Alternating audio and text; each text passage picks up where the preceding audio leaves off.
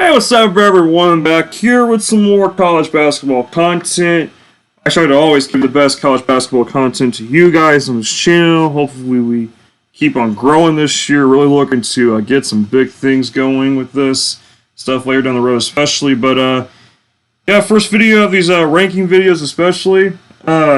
Just trying to, really trying to incorporate different stuff with this college basketball season. I was thinking about doing this, and we're going to actually do it every week, every Monday night. We're going to go ahead and, or Monday afternoon, depending on the timing, but more or less every Monday night. We're going to go down or go over the updated AP Top 25 poll, and then I'm going to kind of give you guys my Top 25, what it should be, along with on the cusp teams who are on the cusp of making the Top 25. If you guys disagree, let me know below who you guys think should be where. We're going to start, basically, we're going to go from bottom to top with this section. In the next slide, we're going to go from top to bottom. So, start with teams on the cusp here. There's quite a few of them. We're going to start at Memphis. And Memphis really got back on track a little bit by beating Alabama. Their game against Tennessee was postponed. Of course, still not buying Memphis yet. We got to still see what they're going to be capable of doing. Number 41's Creighton. Creighton got the big win over Villanova. They beat them by 20. That was an impressive win.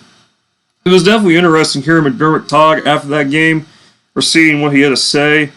He was kind of like, kind of just letting them play the game. It kind of sounds a little...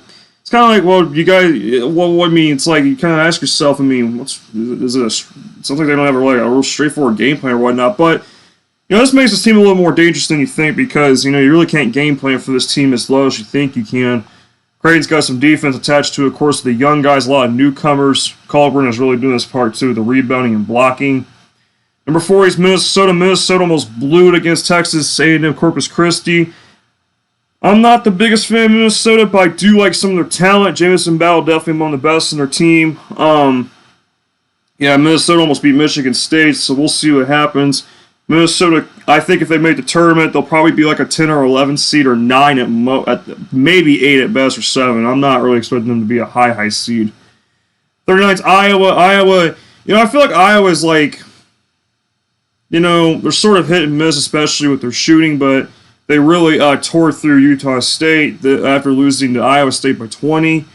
Iowa's giving some teams fits this year. We'll see what they can do. Of course, Bohannon, I like to see him be more consistent this year. Keegan Murray, really the star of that team. You get a couple guys that really are high motor guys and just don't stop. That could be a real danger to other teams in the tournament. We'll see what happens. 38 Oklahoma State. They lost to Houston by 11. Virginia Tech has been kind of hard to follow this year at 37. Virginia Tech did blow out St. Bonaventure. That was just an ass beating. They barely lost to Xavier. They've been kind of everywhere a little bit this year, but Virginia Tech does boast a decent defense, pretty good defense at times. Number 36 is Wake Forest. Wake Forest could be the second best team in the ACC. Kind of crazy to think that, but Wake Forest, Wake Forest did beat Virginia Tech by 19. Wake Forest does play some good offense. Alonzo Williamson, whatnot, whatever his last name is. He does play really well on that team. Wake Forest could sneak into the tournament this year. San Francisco just lost to Grand Canyon, not a good loss. 34 UNC, they got bombed by Kentucky. That was bad. North Carolina, I thought they were heading in the right direction. They got a lot of problems. They need to really get the chemistry going with this team. Chemistry seems to be way off this team. Immediately what I noticed in the court. 33 BYU. BYU, I'm starting to lose hope in them too. They're going in the wrong direction. Arkansas and Michigan both should not even be on the cusp. They shouldn't have received votes at all. Arkansas lost to Hofstra. Are you joking? Come on, dude. Michigan lost to Minnesota. Both these teams shouldn't even be in this damn list. Loyola Chicago at 30. Loyola's played teams tough. They beat Vanderbilt. They almost beat Auburn. They almost beat Michigan State. Loyola's kind of turned into the Wichita State of March Madness. It's weird because Wichita State, low seed, they usually make a pretty good run. Loyola's done that twice now. Of course, they had that Final Four run, and then they made the Sweet 16. So, That's a great thing, though. I think I really like Loyola Chicago. Number 29 is Illinois. Illinois needs to get healthier, of course, but I'm still not trusting Illinois. May never trust them again, but we'll see. My trust may gain for them a little bit more, but over the course of the season, but it's whatever. 28's UConn. UConn, tough break for them, losing to Providence. No Sonogo. That hurts them a lot because then UConn's interior defense goes away by a lot, and then they have to rely more on their guard play, especially. I mean, UConn, they played Providence tough though. I mean, they only lost by 4. West Virginia's been quietly putting together a pretty stable season. Taz Sherman leading that team. We'll talk more about West Virginia here in a little bit. We got some news, of course, with Bob Huggins and Oscar Tshiebwe. Oscar Tshiebwe used to play for West Virginia. Number 26 is Oklahoma. I don't know what to make of Oklahoma. I think they're decent, but yeah. And they lost to Butler, but they have beaten Florida. They've beaten Arkansas. We'll see. All right, number 25 is Texas Tech. And Bobby, like I said, this is the AP poll we're talking about. Texas Tech pushed Gonzaga. Really did. I was impressed with how Texas Tech played without Terrence Shannon. I don't think Terrence Shannon didn't play at all in that game. Texas Tech proves to me Texas Tech does have some depth. They could be a problem in March. Wisconsin 24. They did not have Johnny Davis with them in their game recently. I do want to see real quick what game that was against Nichols. They almost lost to them, but Wisconsin did pull away there. I think Wisconsin's above average at best. I don't think they're the best Big Ten team. I think they're up there, kind of above the average line, that's for sure. When they play their best game, they could definitely play well with the guard play for sure. Number 23 is Villanova. They got absolutely whacked by Creighton. They've really lost their offensive rhythm. I don't know what's happening with Villanova. Providence picking up a huge win on the road in UConn. Providence, I'd like to see their interior presence continue to get better. It seems like especially with the offensive end of things, they struggle on the inside sometimes. But they could definitely shoot from deep too. But I like to see Providence tighten things down a little more. They're getting there. I think Providence is putting together a pretty decent season. I think a lot of people are overlooking them. 21's Colorado State. They're on pause. They were going to have a huge game tonight against Alabama to try and really boost their shelf life resume for March, but fortunate they're having COVID issues. By the way, COVID's been really rampant, I guess, through college basketball. All these games getting canceled and postponed just sucks. I hope we're not going into a repeat of 2020, but it kind of looks like we are. Speaking of Kentucky's number 20, Kentucky is going to face Western Kentucky, by the way, on Wednesday instead of Louisville. Western Kentucky did just beat Louisville. Emotional game. Western Kentucky was... I thought they were... Thank God the campus wasn't directly hit, but the tornado ended up hitting right by campus, of course, back on the 10th. But Kentucky absolutely destroyed North Carolina. Xavier Wheeler, the dude is underrated. What a gem Kentucky picked up. Him and Tshiebwe together alone makes Kentucky dangerous. Again, going back to just having those high couple motor guys especially. Kentucky's supporting cast, the rest of them, they're developing, in my opinion. They're getting there. Washington Jr. especially. Tshiebwe. Yeah, Tshiebwe said, I guess apparently there was some people telling him that there was some sayings, some not so nice things being said about him in West Virginia, especially by Huggins. There was one thing that was confirmed only, though, from what I know, and Tshiebwe was saying that Huggins told him, you're ruining your life. Huggins has had a history of controversy, especially with Cincinnati back in the 90s. If you don't recall, he used to coach for Cincinnati in the 90s. He did have some success with them. I think they went to a Final Four back then. I don't recall, but I don't think it matters. I'm not a Huggins guy. Never have, never will. Tshiebwe, though. Tshiebwe with him saying that, if I, fail or whatnot, or if I don't play, I'm failing my family. I'm telling you, Tshiebwe's a really dangerous forward. I'm telling you, Kentucky's probably going to be a dangerous team come March. They're still developing. Kentucky, watch out for Kentucky, honestly, in my opinion. 19's Tennessee. I've not liked their offense against these better teams. I haven't. I want to see more from their offense against these bigger teams. They have struggled to score, like against Texas Tech, Villanova. They did beat up North Carolina, but North Carolina's struggling to find their identity as we speak. Tennessee can play defense. That's not a question. It's just my question is their offense. I know Kennedy Chandler can do things. Santiago Visco, he can. Xavier's 18. I've liked Xavier, man. Xavier's been playing really good. Xavier could be sneaky in March, too. LSU, I looked up their defensive efficiency. By the way, they're 17th. LSU seems to be having a much better defense than they had in the past couple of years. That will go a long way for them, especially if they play some offense. LSU could be tough come SEC play. They face Auburn on the 29th, by the way.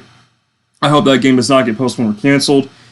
16 is Texas. Texas is such a damn disappointment. I don't care if they beat Stanford. Stanford's not that good. I remember Andy Katz is like, in this Power 36 today, he's like, oh, Texas is back to the team we thought they would be preseason. No, they are not. They're not even close right now. They're not, in my opinion. And Texas has a lot of work to do. I mean, you should be averaging more than how many points is this team averaging a game? You got Marcus Carr of all people on your team. I mean, I thought, gosh, I don't know what to say anymore about this team. 15 Seton Hall, they beat Texas recently. Seton Hall putting together a really good season. They were supposed to face Iona today, or I think it was Saturday. No, it was Saturday. And that got canceled. Ohio State 14, they were supposed to face Kentucky, but Ohio State really putting together a nice year. Ohio State may have the National Player of the Year on their team, E.J. Liddell. 13, Houston, they beat Oklahoma State. 12 was Auburn. Auburn's dangerous too, but I got a funny feeling they could get knocked out early in the tournament because Bruce Pearl's been having some off-court issues, especially. He wasn't even at 2 Auburn games recently, or is right now in that middle of that little suspension for something. I think that's going to come back and hit Auburn in the ass. These coaching issues with Bruce Pearl, that can negatively affect this team come March. I'm not liking it too much. Kind of reminds me of Arizona from 2017-18 when the whole DeAndre Ayton situation. Arizona, everyone's picking to go to Final Four, but Arizona got bounced in the first round. Number 11 is Michigan State. I'm just getting more impressed with Michigan State as we go by the weeks. I mean, Tom Izzo really has done a damn good job of getting his team back on track, even with a lot of new faces on the team.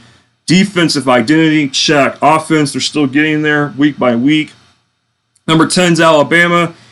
Some say Alabama shouldn't be in the top 10. I can understand that.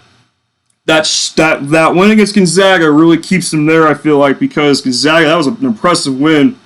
That was basically a road game for them. They were in Seattle. And Alabama lost to Memphis. I think they were a little hungover against Houston, to be honest with you. Of course, they beat Houston too.